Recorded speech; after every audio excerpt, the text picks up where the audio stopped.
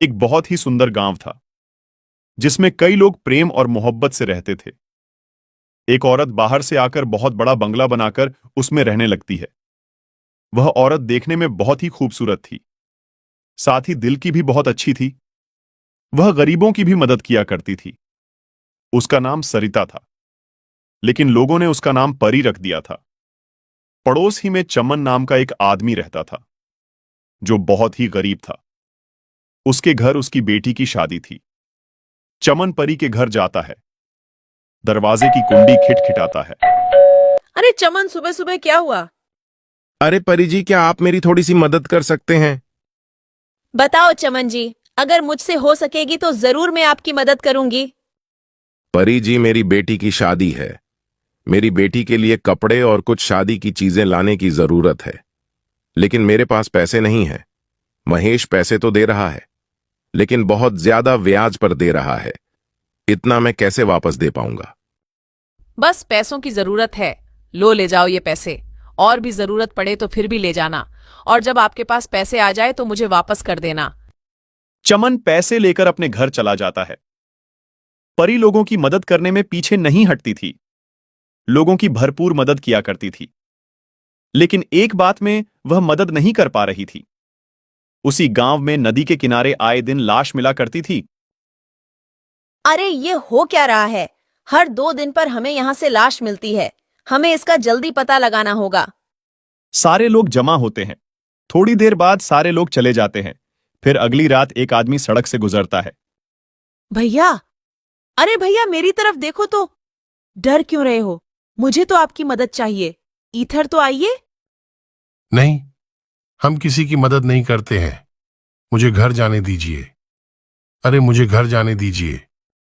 वो आदमी चलने लगता है। एक बार तो मेरी तरफ देखिए, शायद आपका इरादा बदल जाए। नहीं, हमको नहीं देखना। हमको माफ कीजिए, मुझे जाने दो। मैंने कहा ना मेरी तरफ देखिए, समझ नहीं आता? जैसे ही वो देखता है, वो मर जाता है। हाँ हाँ हाँ हाँ, कब की रट लगा रहा था। अब तो तेरी लाश घर जाएगी। अगर एक बार मेरी तारीफ कर लेता तो मैं जिंदा छोड़ देती। उसके बाद चुड़ैल उसको नदी के किनारे डाल देती है। अगले दिन सुबह सुबह रीना रोती हुई आती है। सारे लोग जमा हो जाते हैं। क्या हुआ रीना, क्यों रो रही हो?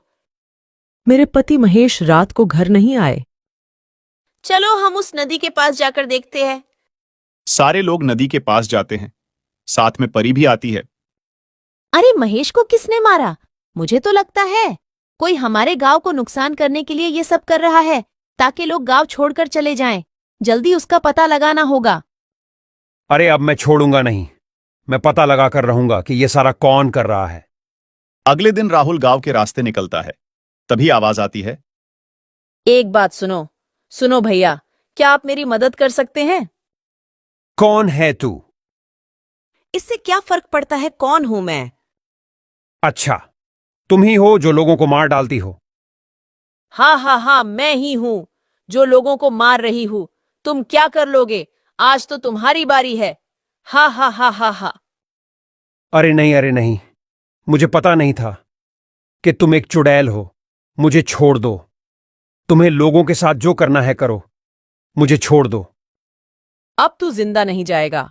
अभी तो बड़ा उछल रहा था, बड़ी बहादुरी दिखा रहा था। तेरी बहादुरी कहाँ गई? और तुझे मैं छोड़ दूं ताकि तू सारे लोगों को बता दे, ताकि लोग यहां आना बंद हो जाए। अरे नहीं, मैं किसी को नहीं बताऊंगा। किसी के सामने मुंह भी नहीं खोलूंगा कि लोगों को चुड़ैल मार रही है। बस मुझे जाने दो। चुड़ैल उसको भी मार डालती है और नदी के किनारे जाकर डाल देती है। सुबह जब लोग नदी के किनारे पर जाते हैं तो देखते हैं। अरे ऊपर वाले, इसने तो राहुल को भी मार डाला। क्या जरूरत थी अकेले जाने की? क्या हीरो बनने गए थे? कुछ तो करना होगा। अगर रोज रोज इस तरह चलता रहा तो पूरा गांव खाली हो जाएगा। हमें जल्दी से उसी पर निर्णय लेना होगा। हाँ, मेरी तो राय है कि सारे गांव वालों को जमा किया जाए।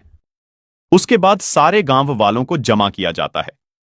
गांव के सरपंच और मुखिया और बड़े बड़े लोग जमा होते हैं। गांव का सरपंच खड़ा होता है और लोगों से कहता है, हर एक आदमी इस मामले में अपनी अपनी राय दे। हमें क्या करना होगा? सरपंच जी, मेरी राय है कि आज रात सारे लोग पूरे गांव में फैल जावे और नदी के पास भी कुछ लोग चले जाएं। लोगों को कौन मारता है सब पता चल जाएगा। लेकिन सारे लोगों को देखकर वह नहीं आएगा तो हमारा काम नहीं होगा। सरपंच जी, मेरी बात सुनो। मैं आज रात को जाऊंगा, मेरे साथ एक आदमी को और भेजो। हम दोनों मिलकर पूरी बात का पता लगाएंगे, फिर हम सुबह आपको बता देंगे। ये बात सही है। दूसरा आदमी कौन तैयार है, जल्दी बोलो।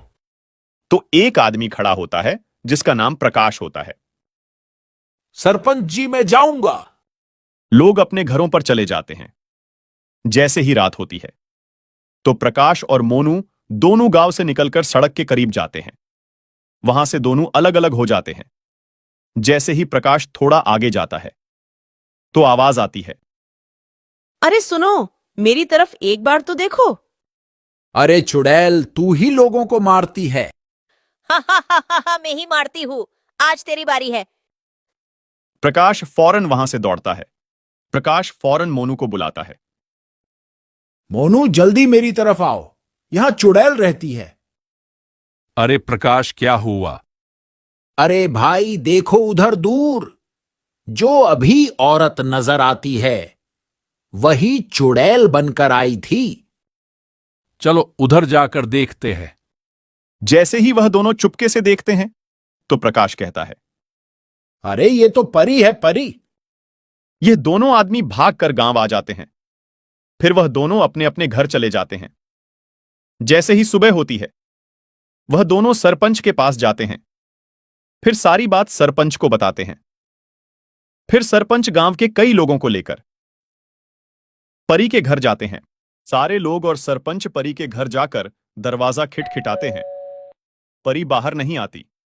सारे लोग आपस में एक दूसरे से कहने लगते हैं, लगता है परी को पता चल गया है, अब बाहर नहीं आएगी। उसमें से एक आदमी कहता है, मुझे तो लगता है परी भाग गई होगी।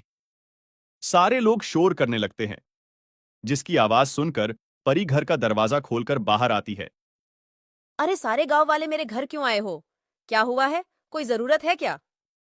नहीं नहीं, हमें यह खबर पहुंची है, आप ही रात को चुड़ैल बनकर लोगों को मारती हो। अरे ऐसा कौन कहता है कि मैं रात को चुड़ैल बनकर लोगों को मारती हूँ? सुनिए परी जी, कल रात मोनू और प्रकाश दोनों गांव के बाहर सड़क पर जा रहे थे। जब दोनों अलग हो गए तब प्रकाश के सामने चुड़ैल बनकर क्या कह रही थी। हाँ हाँ, मैं ही चुड़ैल थी। क्या कर लोगे? अरे परी, आप ऐसा रात में क्यों करती हो? उसकी क्या वजह है? सरपंच जी, जरा सुनिए। जब मेरा पति चोरी करते हुए पकड़ा गया था, उसी वक्त गांव वालों ने मिलकर उसको मार दिया था। उस वक्त मैं प्रेग्नेंट थी। मेरे पति के मर जाने के बाद मैंने आत्महत्या कर दी थी। तब से मेरी आरती चुड़ैल बंद कर भटक रही है। मैं किसी को नहीं छोड़ूंगी। सारे गांव वालों से बदला लेकर रहूंगी। तभी परी चुड़ैल बन जाती है। तभी सरपंच के पास दो आदमी आकर कहते हैं, सरपंच, हम तांत्रिक को लेकर आते हैं, वो चुड़ैल को अपने कब्जे में कर देगा। वो दोनों तांत्रिक के पास जाते हैं और तांत्रिक को सारी बात बताते हैं। तांत्रिक उन दोनों के साथ आता है। तांत्रिक चुड़ैल से कहता है, गांव वालों को परेशान करना बंद कर दे। नहीं, मैं गांव वालों से बदला लेकर रहूंगी। तभी तांत्रिक चुड़ैल को आग लगा देता है। चुड़ैल जल जाती है। सारे गांव वालों को चुड़ैल से छुटकारा मिल जाता है। सारे गांव वाले तांत्रिक का शुक्रिया अदा करते हैं। गांव वाले तांत्रिक को बहुत सारी चीजें गिफ्ट करते हैं। तांत्रिक उन चीजों को लेकर चला जाता है। फिर गांव वाले खुशी खुशी रहने लगते हैं। सरपंच मोनू और प्रकाश को कुछ पैसे दे देता है। उनकी हिम्मत की वजह से पूरे गांव वालों को छुटकारा मिलता है। दोस्तों, इस कहानी से हमें यह सीख मिलती है, कभी भी किसी पर आंख बंद करके भरोसा नहीं करना चाहिए। हमारी